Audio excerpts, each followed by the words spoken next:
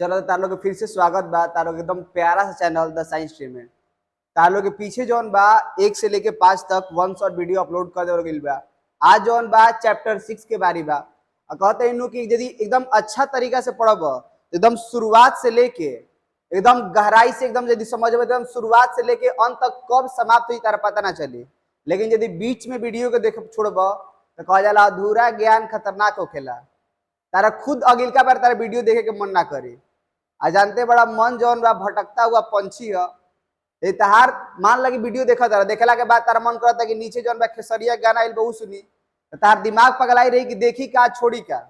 ऐसे पूरा तरीका से एकदम कंसंट्रेट होके यदि आधा से 1 घंटा हमारा के टाइम देबो तो चैप्टर तारा कब खत्म हो जाए कब पता ना चली। जैसे एकदम समझल जाओ कि चैप्टर में पढ़े का बाद चैप्टर के नाम का बा। देखो चैप्टर के नाम हो तत्वों का निष्कर्षण एवं सामान्य सिद्धांत।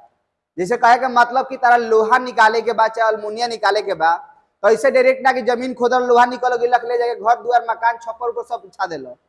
अच्छा लोहा से छप्पर थोड़ी ना छवाला मजाक के लिए। तो कहे का मतलब ई बा कि यदि तारा लोहा ऐसे डायरेक्टली जमीन से ना निकाल देबो कि जाके जमीन खोदनी हमनी के लोहा निकाले जमीन खोदनी जा अल्मुनिया निकाले नहीं जा जमीन खोदनी हमनी के जिंक निकाल दे जमीन खोदनी कॉपर निकाल देनी जा ऐसे ना निकले। यानी ऑलरेडी तारा करे का पड़ेला कि अगर कुछ ना कुछ चरण से गुजारे का पड़ेला। यानी डायरेक्टली हमनी के जमीन से ना खोद के हमनी के फैक्ट्री में कोई इस्तेमाल कर लगे नहीं जा अगर कुछ प्रोसेस बा। आखिर कैसे हमनी के जौन खनिज बा उ खनिज से लोहा के चाहे तांबा के चाहे अल्मुनिया के चाहे जिंक के निकाल पावे नहीं जा। ई सब हमनी के चैप्टर में सीखम जा। आज यदि बात सीख जीब तो 4 गो धातु बा कह जाला 5 नंबरिया जौन बा नु तार लोग एकदम कहले हार्ड बा लेकिन हार्ड नहीं के काम यदि सिस्टम से करब तो सब आसान हो जाए। कौनी तरह के बंदूक के गोली से फेंक दो तब हाथ में रोक के बगली में डाल लियन से आ सिस्टम में डाल के मरब तो हैंग कर जाए सिस्टम। तो कहे का मतलब ई बा कि सब खेल सिस्टम के बा उ 5 नंबरियो आसान हो जाए लेकिन सिस्टम से पढ़ब तब। तो ये कहला पावर ऑफ सिस्टम समझ। तो देखा तार लोग के ई जौन स्टार्ट करम तो स्टार्ट में तार लोग का बतावल जाई कि हमनी के जौन जमीन के अंदर कुछ ऐसा पदार्थ होकेला जौना में से हमनी के धातु के मिले के संभावना होकेला ओकरा के हमनी के खनिज कहल जाला। फिर से हमार बात के सुन के हमनी के सबसे पहले ढूंढे के का बा सबसे पहले ढूंढे के बा खनिज। खनिज का होकेला तो जमीन के अंदर भूपट्टी कहल जाला जौना के जमीन के अंदर पाए जाने वाला वह प्राकृतिक पदार्थ मतलब पहले से ही मौजूद बा। ई ना कि हम तू बना देनी जा लोहा ना तो पता चली कि लोहा बना के चल जी तो मंगल ग्रह पर जैसे डायरेक्ट। तो कहे का मतलब ई बात बा कि हमनी के प्राकृतिक रूप से पावे वाला चीज है। कहाँ पावल जाला जमीन के अंदर। अगर जमीन के अंदर खातिर का इस्तेमाल करनी है भूपट्टी यानी भूपट्टी के अंदर पाए जाने वाला वह प्राकृतिक पदार्थ जिसमें धातु मिलने की संभावना होती है उसको हम लोग क्या कहते हैं खनिज। ये बात के लिखवाई में ना यदि तार लोग के व्हाट्सएप पर डिस्क्रिप्शन में जो नंबर बा वगैरह पर तू लोग जो व्हाट्सएप नंबर वगैरह से कांटेक्ट कर तार लोग नोट्स डायरेक्ट प्रोवाइड करा देवल जाए। ऐसे तार लोग लिखला के जरूरत नहीं खाली समझला के जरूरत बा। कार करब लिख के लिखब तो जौन बा तार पाना जौन बा रद्दी के हिसाब से 2 के हिसाब से बेचा देबो तार लोग समझला के जरूरत बा। समझला से तार लोग के दिमाग का करला एक्सपेंड करेला करे when anybody going into gym for why for make your muscles but when you are coming to coaching and class for exercise of your mind अपने दिमाग के एक्सरसाइज करने आते हैं।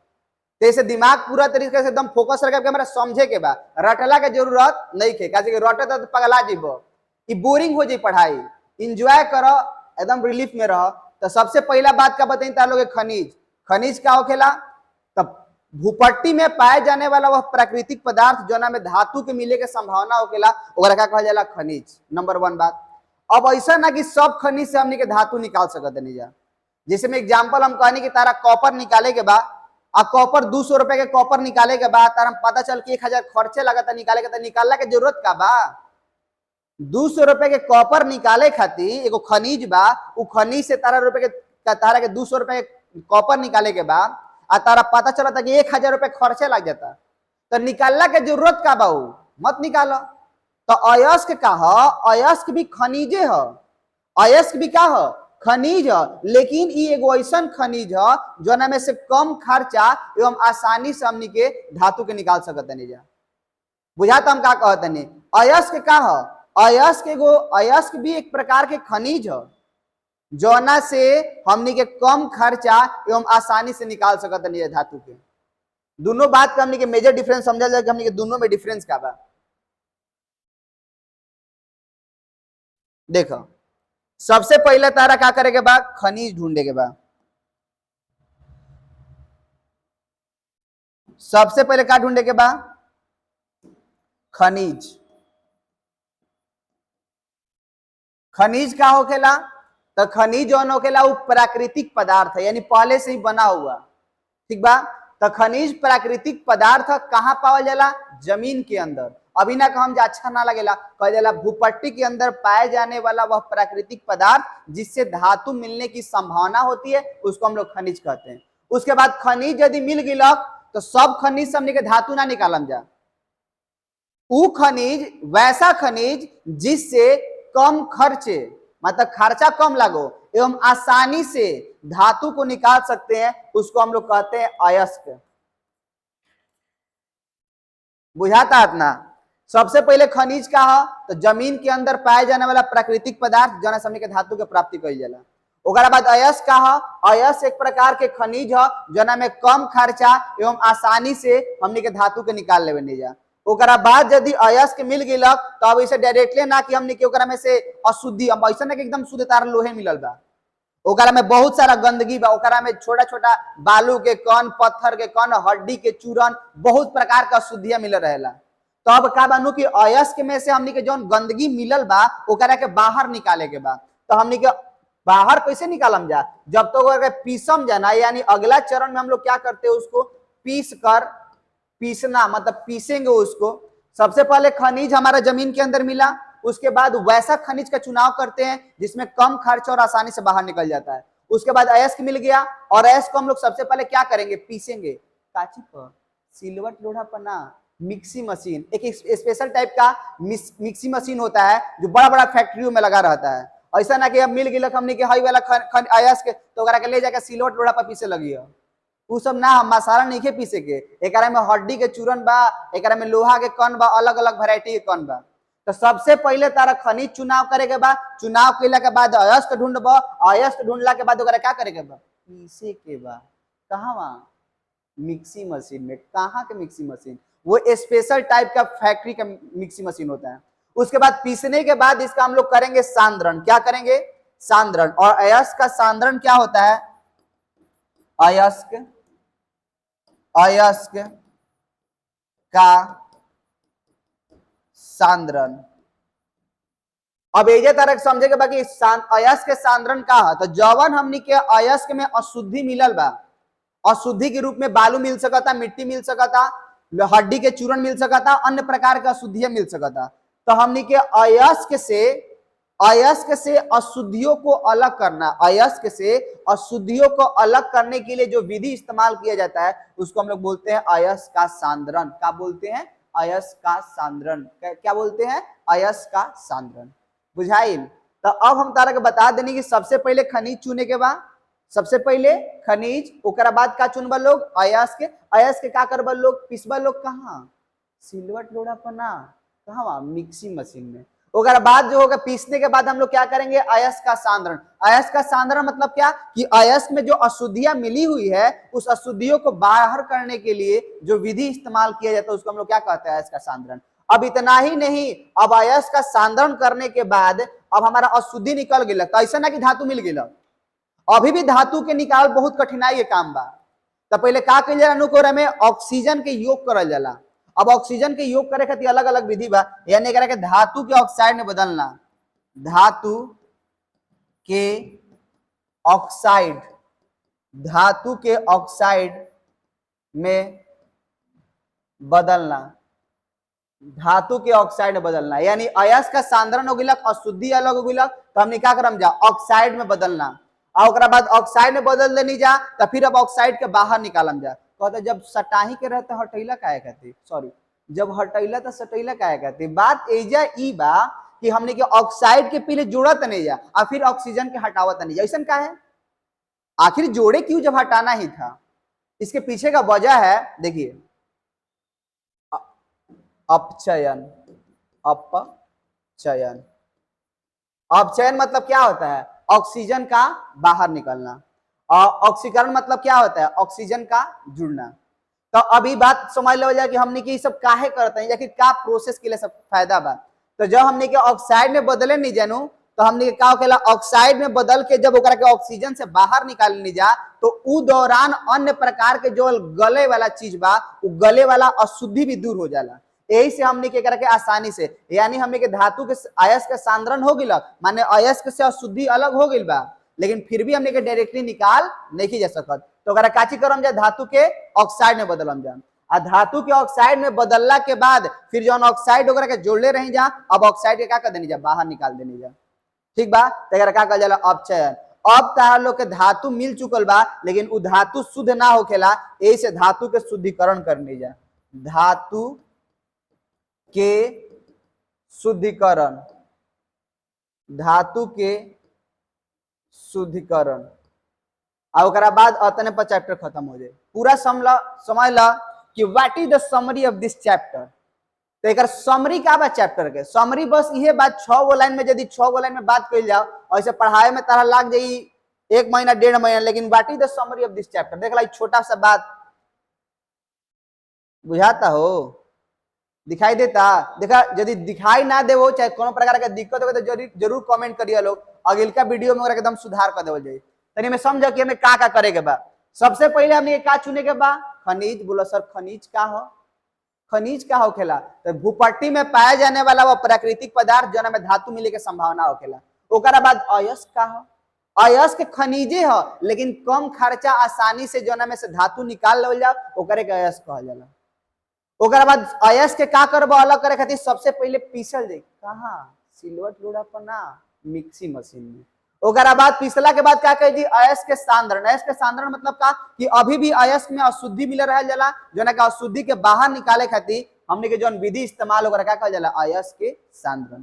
अब एकरा में से अशुद्धि बाहर निकल गिलक तो अयस्क के अब हमने क्या करते नहीं जा अब अयस्क के ऑक्साइड में बदलते नहीं जा। कौन में बदलते नहीं जा ऑक्साइड में। ऑक्साइड मतलब बदलना मतलब ऑक्सीजन के जोड़े के बा। बोला ऑक्सीजन के जोड़े के बाद अब ऑक्सीजन के जोड़ला के बाद फिर ऑक्सीजन के बाहर निकाले के बाद अपचयन। आज जब अपचयन हो जाए तो हमारे धातु मिल जाए लेकिन उस धातु के हम क्या करम जाए शुद्धिकरण कर जाए। यह पूरा चैप्टर में चाहे कोनो 5 नंबरिया हो कोनो 5 नंबर के क्वेश्चन हो कहने के 5 नंबर के क्वेश्चन इस चैप्टर के याद ना होखेला। 4 गो 5 नंबर के बाद चाहे वो कॉपर के हो चाहे वो जिंक के हो चाहे वो लोहा के हो और चाहे वो अल्मुनिया के हो 4 गो 5 नंबरिया बा बड़ा बड़ 5 नंबरिया भाई यादे ना होखेला। समीकरण बा कौन पता ना का करे का बा। तो ये सब जोन समीकरण बा उ समीकरण जल्दी यादे ना होखेला। तो हम बतावत न्यू ट्रिक उ सिस्टम उ मिली तो एजे मिली का है पावर ऑफ सिस्टम जहां से स्टार्ट होला वही खत्म। तो ये सब यदि सीख जीव तो हम बतावत न्यू एकदम खुआ माला जैसे चैप्टर खत्म हो जाए। तो एक में सबसे पहले क्या करे के बाद बोला खनिज। खनिज के बाद अयस्क। अयस्क के क्या करबा पिसबा। पिसला के बाद क्या करबा सांद्रण करबा। सांद्रण किला के बाद ऑक्साइड के जोड़े के बाद ऑक्साइड के हटावे के बाद और ओकर बाद धातु के शुद्धिकरण करे के बाद। अब एकरो में अलग अलग चरण बा। अब एकरा में अलग अलग चरण बा। बोला का चरण बा तो हमनी के जौन अयस्क जौन बा उ अयस्क के वैरायटी बा। तारा के पूरा चैप्टर समझाओ तनी अयस्क के का बा तो 4 गो तारा चीज पढ़े के बा। कौन कौन पहला पढ़ब लोहा के बारे में फिर पढ़ब तू कॉपर के बारे में फिर पढ़ब तू जिंक के बारे में। जिंक के बारे में पढ़ब जिंक के बारे में पढ़ब फिर पढ़ब अल्मुनिया के बारे में। तो बड़ा खास बात बा कि देखो लोहा के पूछ देलक तारा से ऑब्जेक्टिव में कि लोहा के अयस्क का हो तो लोहा के 2 गो अयस्क बा बाबू हमार कौन कौन एगो हेमाटाइट और दूसरा मैग्नेटाइट। हेमाटाइट के फार्मूला यदि केहू पूछी तो हो जाए Fe2O3 और मैग्नेटाइट के फार्मूला पूछी तो Fe3O4 Fe3O4। बोला आता ना क्लियर होता कि एहू में कोनो दिक्कते बा। ओकरा बाद कॉपर के यदि केहू पूछ देला कि बतावा कॉपर के अयस्क का होखेला तो कॉपर के सबसे प्रमुख अयस्क कॉपर पायराइट CuFeS2 ये कॉपर पायराइट। फिर से हो जाए क्यूपराइट Cu2O फिर हो जाए कॉपर ग्लांस Cu2S ये इतना हो गया। फिर पूछला कि जिंक के बतावा तो जिंक ब्लेड एक प्रमुख अयस्क जिंकाइट ZnO कैलामाइन ZnCO3। और बाद अल्मुनिया के जान लो अल्मुनिया के एक एकलौता बा कौन हो तो बक्साइट Al2O3 2H2O। तो देखा एजेबा से तारा का मिलल एजेबा से का पूछेला ऑब्जेक्टिव पूछेला अयस्क के अलग अलग, लोहा के केहू पूछलक तो हेमाटाइट मैग्नेटाइट, केहू पूछ देलक कॉपर के तो हो जब क्यूपराइट हो जब तार लोग के का हने होय वाला हो कॉपर पायराइट हो जो क्यूपराइट हो का गलो कॉपर ग्लांस। हे जैसे कहबा त जिंक ब्लेड जिंकाइट आ काला माइन होखेला। आ हे जब कहबा अल्मुनिया के का बात है, अल्मुनिया के एक एक अयस्क के बा एकलौता बा का हो बक्साइट। आतना बुझाइल तो अयस्क के तू लोग नाम याद कर लो। पीसना कोई चरण ना, पीसना में कोनो पार्ट नहीं के, लेकिन अयस्क के सांद्रण खातिर दू गो विधि इस्तेमाल कइल जाला। पता बा कौन कौन विधि? एगो होखेला भौतिक विधि, भौतिक विधि यदि वीडियो लंबा हो कि देख के दो पार्ट में कइल जाई, यदि वीडियो एगो में समेटा जाता तो अच्छा बा। जौन काम कह जाला कि भारत के आदमी जौन होखेला बड़ा आलसी होखेलन, काल से पढ़ल जाई आ काल कहत कहत गर्मी में गर्मी लगता, ठंडा में पूरा पाला लगता, बरसात में पानी लग जाता, पने नहीं कहत कि पढ़ी कब। आउ सब तो पक्का ना दिया के बारात की का करत लोग तार लोग पढ़े के मन नहीं करत, काल से पढ़ल जाई, करत करत करत समय बीत जाता ना भैया आज बहुत गर्मी लगा था भैया, आज यही से लाइन कट भी लगा था, यही से ना पढ़नी है। बहाना तक से के बा भैया चाचा के बारात जाए के रहे, पता ना पापा के कहा जाए के रहे एक से के बहाना बा। आदमी भी बहाना मत मारा, चुपचाप बैठ के पढ़ल लोग। आज ज्यादा दिन नहीं के एग्जाम के, ज्यादा मने के तो समझे के बा, खेल सब तार मन के बा। मन के यदि तू समझ ले, देखा अभी बैठल बड़ा मन में विचार का चलता, वीडियोवा नीचेवा कोना के चलत हो तनी सा देख ली का तो पता चला कि पवनवा के चलता। फिर कहता पवनवा के तनी सा रामायण में सीन आवता, फिर मालूम चल रामायण स्टार्ट कर देला। वो मोबाइल तब तक चलत रहियन जब तक बैटरी खत्म ना हो जाए। तार दिमागे ऐसन बा, तू मन के हलचल नहीं कर समझ के मन तारा साथे खेल खेलता।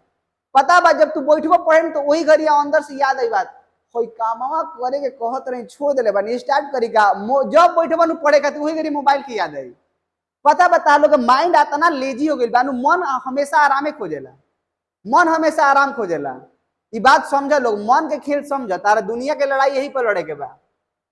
अब है देखा दूसरा का विधि, पहला हो गया भौतिक विधि और दूसरा का हो जब लोग का रासायनिक, रासायनिक विधि। अच्छा ये भौतिक विधि का हो और दूसरा का रासायनिक विधि का, तनी समझा कि भौतिक विधि में का बा, रासायनिक विधि में का बा। जौन भौतिक विधि बा ओकरा में तीन गो विधि आवेला, कौन कौन? गुरुत्वीय पृथक्करण विधि, गुरुत्वीय पृथक्करण विधि आवेला। देखा भौतिक विधि में तीन गो आवेला, कौन कौन? ए नंबर अब गुरुत्वीय पृथक्करण विधि, गुरुत्वीय गुरुत्वीय पृथक्करण विधि। एगो बता लो के चुंबकीय, चुंबकीय पृथक्करण, चुंबकीय पृथक्करण विधि। एक हो का फेन या झाग उत्प्लावन, उत्प्लावन विधि। चलो समझ, ये तीनों विधि जो बा भौतिक विधि है। काहे भौतिक विधि है? कैसे में कोनो प्रकार के केमिकल के इस्तेमाल ना किया जाला।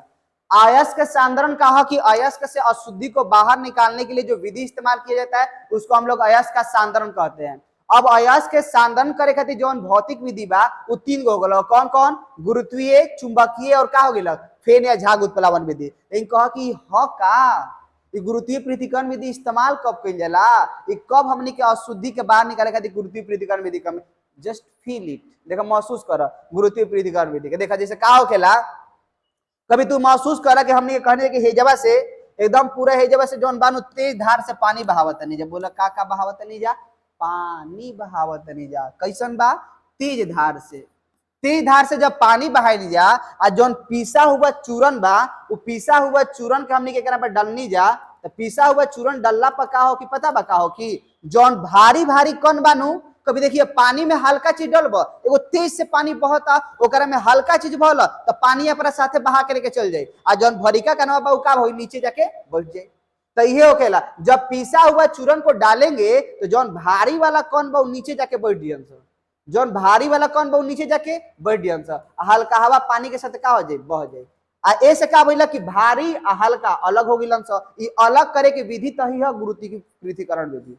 यानी गुरुत्वीय पृथक्करण विधि कोना कहल जाए तो कहल जाए अयस्क के सांद्रण खातिर इस्तेमाल की जाने वाले वह विधि, यानी अयस्क के सांद्रण करे खातिर, अयस्क के सांद्रण करने के लिए उपयोग किए जाने वाला वह विधि जिसमें पीसे हुए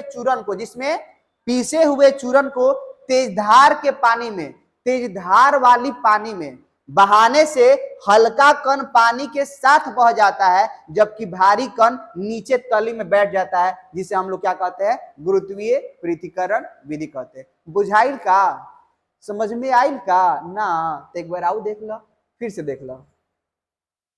अयस्क के सांद्रण के लिए वह विधि, अयस्क के सांद्रण मतलब का अशुद्धि को अयस्क से अलग करना, ठीक है। तो अयस्क की सांद्रण के लिए वह विधि जिसमें पीसे हुए चूर्ण को तेजधार पानी में बहाने पर भारी कण तली में बैठ जाता है, जबकि हल्का कण पानी के साथ बह जाता है, इसे हम लोग क्या कहते हैं, गुरुत्वीय पृथक्करण विधि। और यदि अभियो ना बुझाए, यदि अभियो ना बुझाए तो तू छाट लो, छटुआ बतारा, कभी कुछ बुझाए वाला नहीं के, समझो। हाथ ना हल्का से बात बतावत नहीं, वो फोटो के मसाला मिलावत नहीं, तब तारा बुझात नहीं के। आओ देखो दूसरा का, चुंबकीय पृथक्करण विधि का है, तनी समझो। चुंबकीय पृथक्करण विधि का है, चुंबकीय पृथक्करण विधि का होखेला, नाम एकर का बा, चुंबकीय। आ पृथक्करण मतलब चुंबक से हमनी के अलग करत नहीं जा। एकरा में का होखेला कि ऐसे दू गो चक्का होखेला, कभी मिल में गई लोग बता देखो तो कि चुंबक के घिरनी है, एकरा पर हमनी के पट्टा लगेले बने। जब देखा है में का होखेला, जब पीसा हुआ चूरन के एक बार डाला तनी जा तो हई जौन बान वही दोनों चकवा घूमता, आ चकवा घूमता, एकरा पर लागल बेल्ट बा उहो तो घूमता। बोले चकवा घूमता, डायलॉग चकवा घूमता, ओकरा पर लागल बेल्टवा घूमता। तो पता बा का हो कि ई जौन पीसा हुआ चूरन के एकरा पर डलब आ तो धीरे धीरे हे जाई तो कुछ ऐसन हई वाला जौन चक्का लागल बा चुंबक के, काची के ह, चुंबक के। तो जौन चीज चुंबक के खींचेला, मान लो एकरा में लोहा बा अब माटी मिला देने जा, तो लोहा माटी के जब पीसा हुआ चूरन के एकरा पर पानी गिराइम जा, तो गिरेला के बाद का हो कि एकरा में अशुद्धि जौन बा, जौन चुंबक से सटे वाला चीज बा नीचे आगे गिरी। इसे लोहा जौन बा, लोहा के चुंबक खींचेला, तो खींचे वाला चीज के अपन तरह सटा ली और अशुद्धि के का कर दी, दूर कर दी, तो दूर हो गई, खत्म हो गई। ये तो बात कहत नहीं। मतलब ई विधि के इस्तेमाल कब कइल जाला, जब हमनी के अयस्क या अशुद्धि कोनो चुंबकीय होखेला, चाहे अयस्क हो आ चाहे अशुद्धि, उ दोनों में से कोनो चुंबकीय बा, तब हमनी के विधि के इस्तेमाल करम जा। का कहम जा, अयस्क के सांद्रण, अयस्क के सांद्रण मतलब अयस्क के अशुद्धि से अलग करने के लिए इस्तेमाल की जाने वाली वह विधि जिसमें पीसे हुए चूरन को, जिसमें पीसे हुए चूरन को कहां बहाते हैं, तो दो चुंबक के घिरनी पर लगे हुए पट्टे पर गिराने पर जो चुंबकीय कण होगा, माने जो चुंबक से खिंचा जाला वो पास गिरी, और जो चुंबक से खिंचा ना पावेला वो दूर गिरी। एक प्रकार से देख सकता रहा कि चुंबकीय और अचुंबकीय पदार्थ अलग हो गए।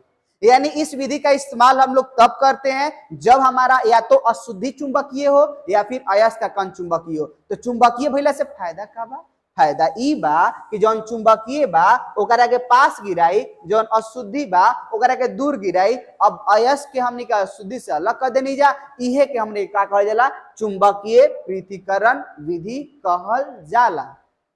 बुझा गईल? यदि अतना बुझा गईल तो हमने क्या जाओ हॉट टॉपिक पर, फेन या झाग उत्प्लावन विधि। देखो फेन या झाग उत्प्लावन विधि नाम का बा, फेन या झाग उत्प्लावन विधि। ई विधि के इस्तेमाल तब कइल जाला जब कोनो अयस्क में सल्फर रहेला। का रहेला बोलो? सल्फर रहेला। तो पता बा सल्फर रहला से फायदा का होखेला कि जब हमनी के पीसा हुआ चूरन को, जब पीसा हुआ चूरन को हमनी के डालम जा, आ डालला के बाद ओकरा में चीड़ के तेल मिलेले बने जा। पता बा चीड़ के तेल का होखेला? भोजपुरी में ओकरा के रेड़ी के तेल कहल जाला। ई चीड़ के तेल के का काम बा देख ला। मान ला हम कहनी के गोही हमनी के बॉकेट बा, एकरा में हमनी के का करनी जा कि हमनी के जब हमनी के अयस्क के कण डालनी जा, और कैसन अयस्क के बाद जना में सल्फर रहेला ओकरे इस्तेमाल करम जा। काहे? कैसे कि सल्फर वाला जैसे हमनी कहनी के ZNS मिला देने जकरा में, ZNS। अब ZNS मिलेनी जकरा में सल्फर बा, ई पानी एकरा के भिंगा ना पइहन, ठीक बात। तो जब पानी ना भिंगइहन तो एकरा के भिंगावे खातिर हमनी के एकरा में कुछ अलग से या तो हमनी के मिला सकत नहीं चीड़ के तेल, जना के भोजपुरी हमनी का कहनी जा रेड़ी के तेल, समझे तरह। तो कहे का मतलब कि जब हमनी के पात्र में सल्फाइड अयस्क के पीसा हुआ चूरन को डालते हैं तो जो अशुद्धि होता है, अशुद्धि को पानी तो भिंगा देता है लेकिन अयस्क के कण को पानी नहीं भिंगाता। उसको भिंगाने के लिए किसका तेल डालते हैं? उसको भिंगाने के लिए हम लोग रेड़ी का तेल, जिसको हम लोग क्या कहते हैं, या तारपीन, या फिर कोई भी ऐसा तेल जो सल्फर के गैस को क्या कर दे, भिंगा दे। ठीक बा, तो हम लोग क्या करेंगे, तो सबसे पहले पात्र लेंगे, पात्र लेने के बाद हम लोग सल्फाइड ऐश के पीसे हुए चूर्ण को डालेंगे, और पीसे हुए चूर्ण को डालने पर क्या होता है कि पानी जो होता है अशुद्धियों को भिंगा देता है, जबकि जो हमारा अयस्क होता है उसको नहीं भिंगा पाता है।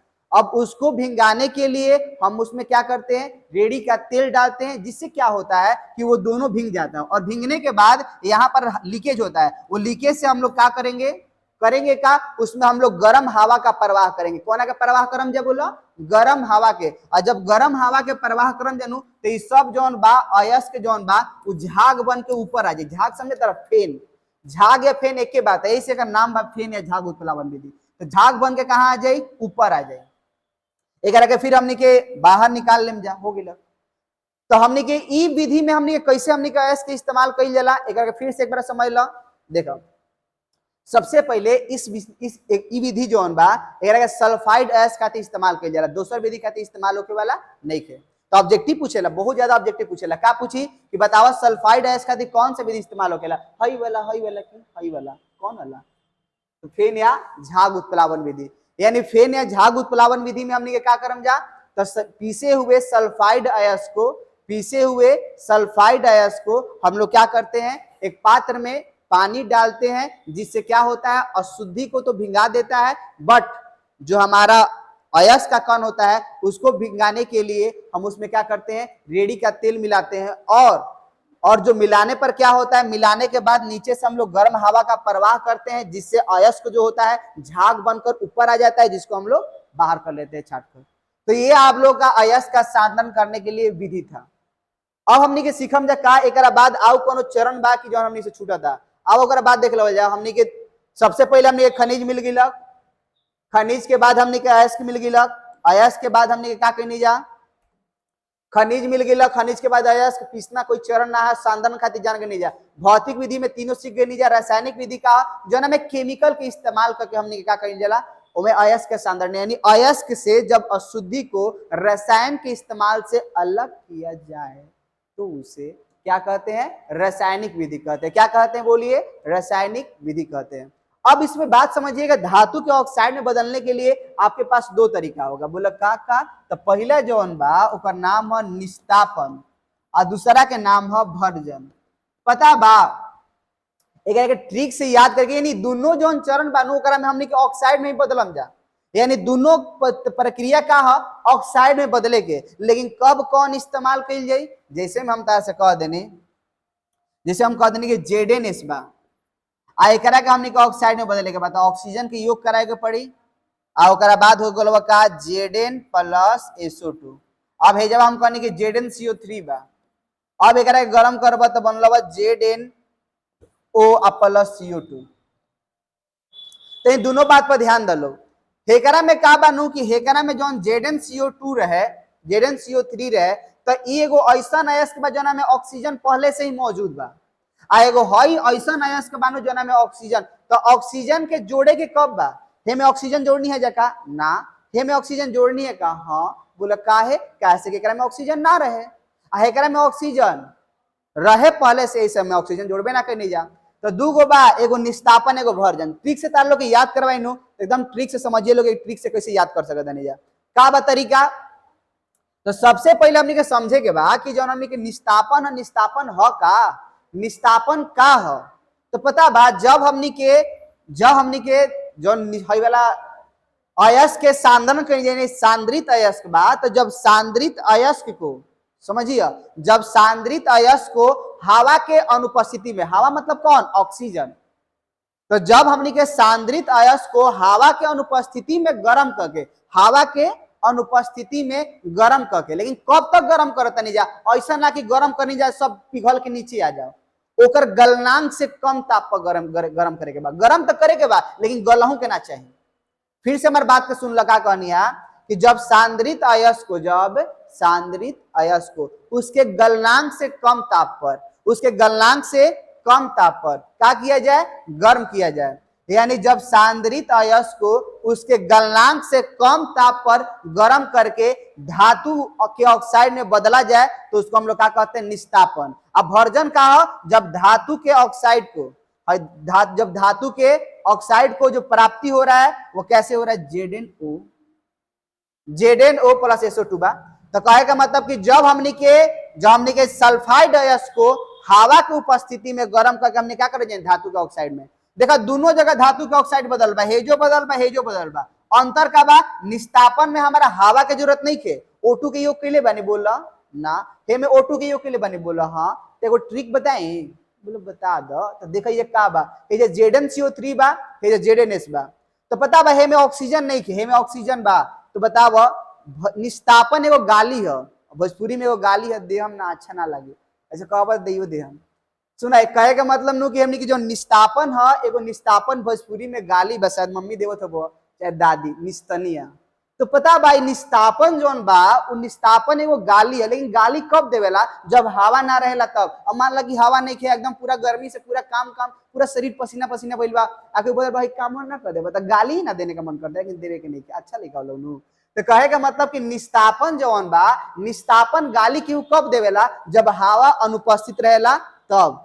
आ हेकरा में हमनी के भजन केहू कब करेला, जब झर झर हवा बहुत तब। मैंने कहे का मतलब ऑक्सीजन के जब योग रही, ऑक्सीजन जब जुड़ी तब भजन करब, और जब हवा ना रही तो निस्तापन। यानी हम लोग दोनों का डिफरेंशिएशन देंगे, निस्तापन और भर्जन का। सुन लो, सांद्रित अयस्क को, कौन सा सांद्रित अयस्क, इहो सांद्रित है, इहो सांद्रित है।